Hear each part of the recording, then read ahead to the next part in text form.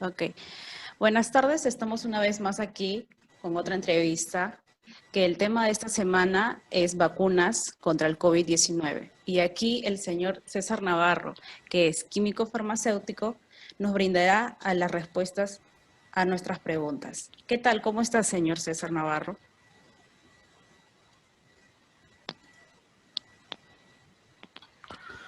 ¿Qué tal, señorita Natalia? Muchas gracias por la participación que me está en esta entrevista. Y sí, bien, ¿no? Vamos a proceder a la parte, digamos, esta parte de las vacunas, a hablar un poco, eh, despejar un poco de dudas, porque en este momento creo que es lo que más sabiendo cómo está el coyuntura nacional en este momento, ¿cierto?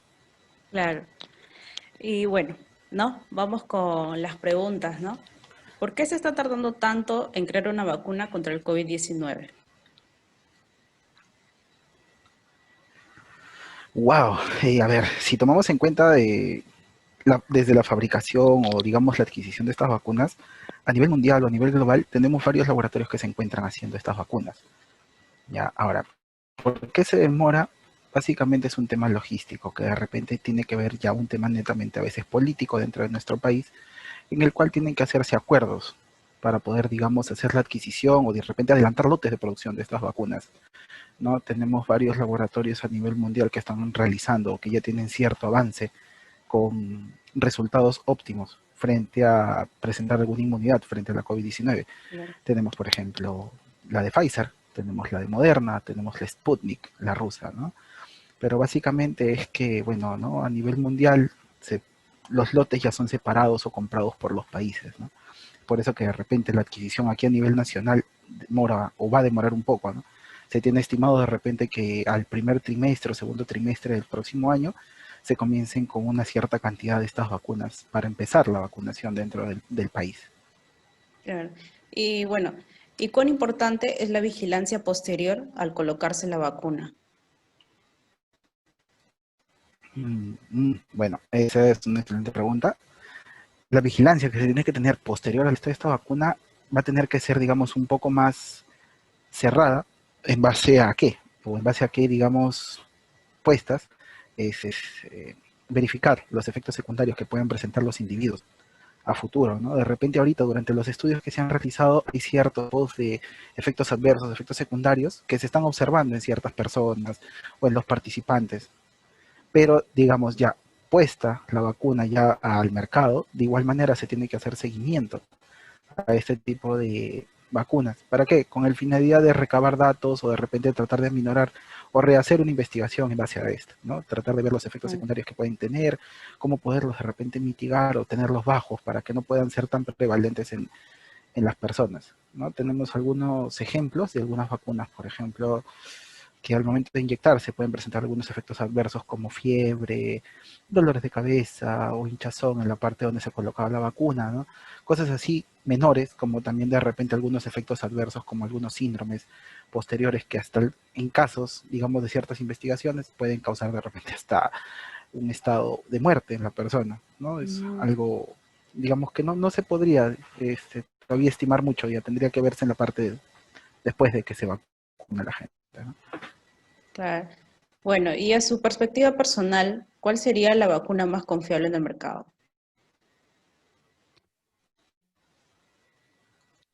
Uy, ahorita en el mercado, básicamente te acabo de mencionar tres, que son Ujú. para mí, que de repente a nivel mundial son las que tienen un mayor porcentaje de confianza, un mayor porcentaje dentro de la investigación que le han realizado, ¿no? Tenemos la de Pfizer, tenemos la Moderna, que ambas ahorita en este momento están cruzando básicamente una efectividad del 95 y 94.5% respectivamente.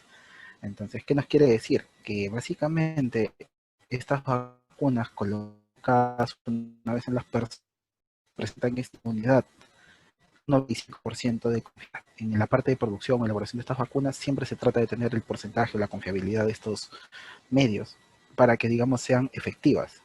Hubo un caso hace meses con respecto, por ejemplo, a la rusa, ¿no? A la vacuna rusa, la Claro. Sputnik, pero era porque básicamente se habían hecho las estadísticas, los medios, y no presentaba un porcentaje óptimo o efectivo para que pueda hacer, digamos, inmunidad en las personas, ¿no? Es por eso que se retrasó, digamos, su fabricación masiva y se rehizo los estudios, porque incluso dentro de las fases, que vamos a pasar a explicar después un poco, estaban faltándole fases de investigación o fases para que puedan, digamos, medir la efectividad de su vacuna.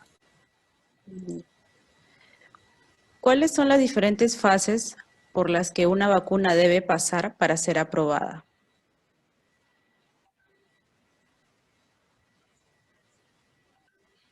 Ya, hablando en general tanto de vacunas como medicamentos, siempre van a pasar por tres fases diferentes. La primera viene a ser la fase cero, que es la fase preclínica o fase cero de la vacuna.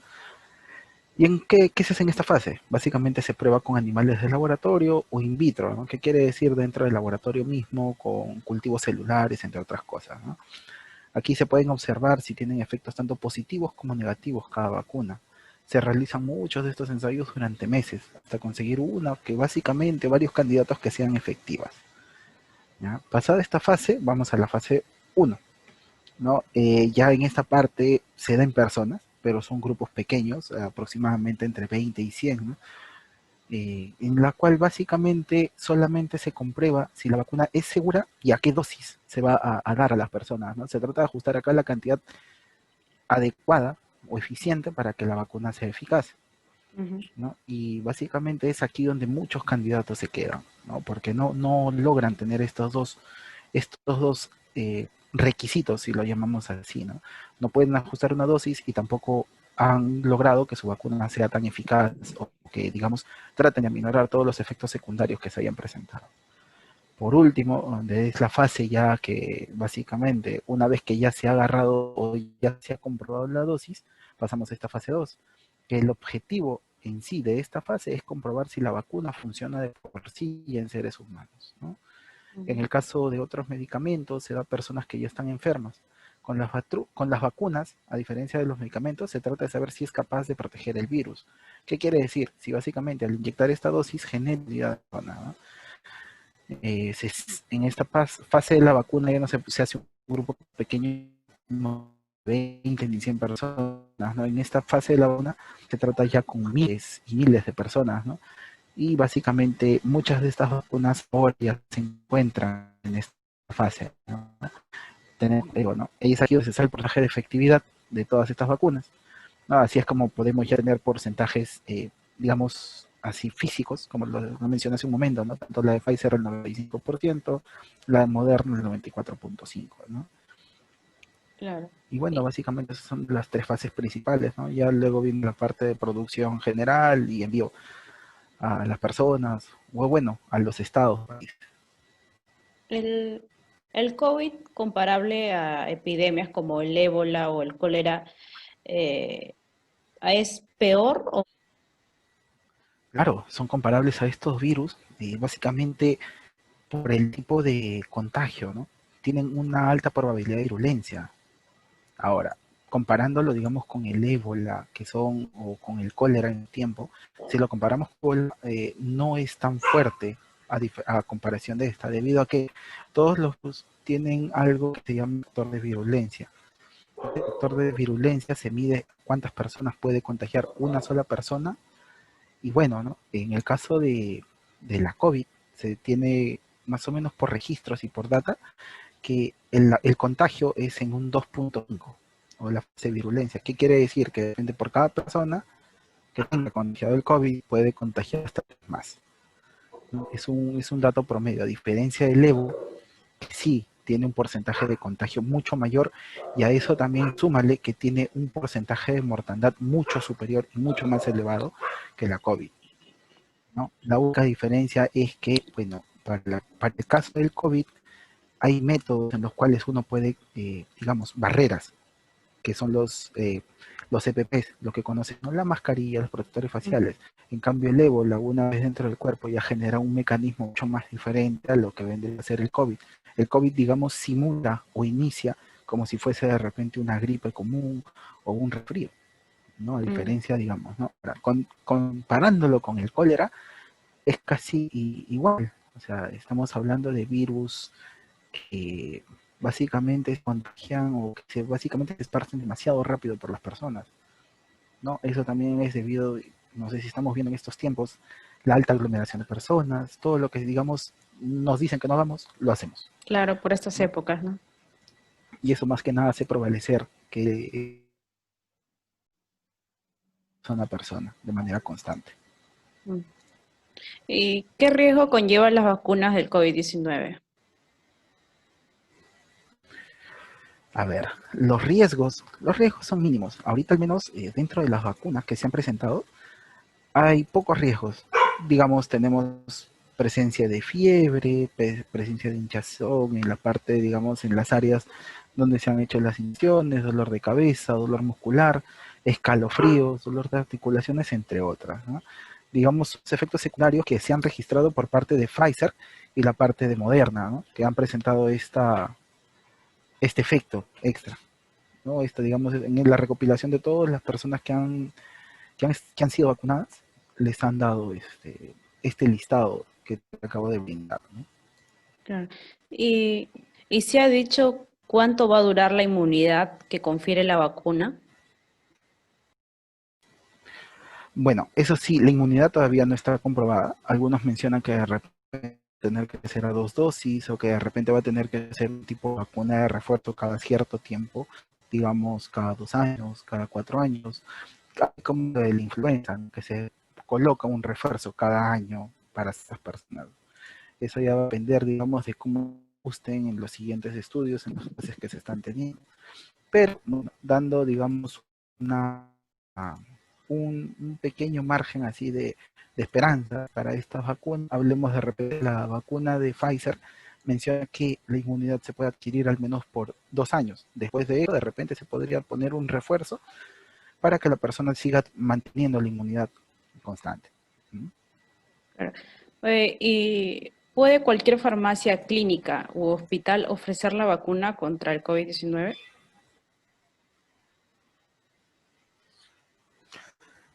Bueno, hablándolo en temas, digamos, una farmacia, bueno, una farmacia así como tal, digamos que tenemos en la calle, una botica, no.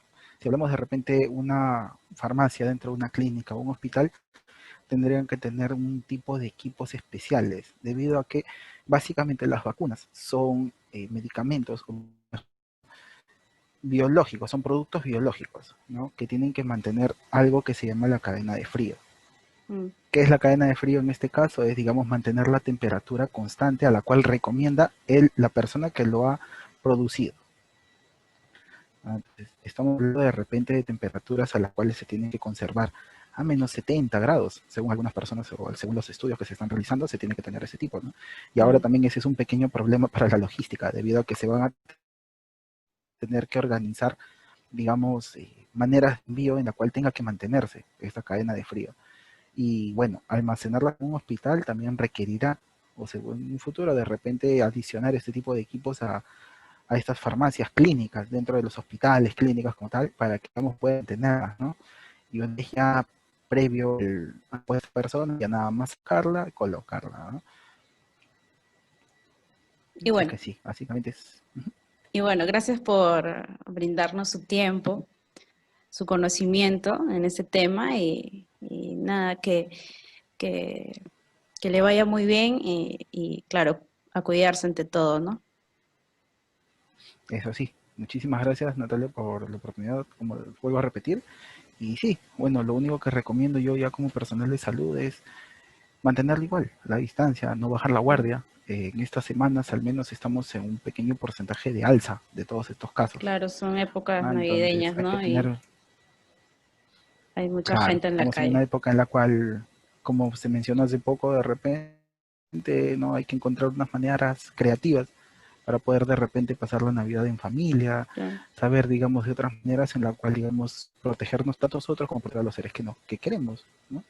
Y básicamente es así, de momento hasta que al menos nos asegure que hay una inmunidad completa a este virus, ¿no? Y mucho cuidado y bueno, gracias otra vez por la oportunidad. Muchas gracias a usted. Cuídese.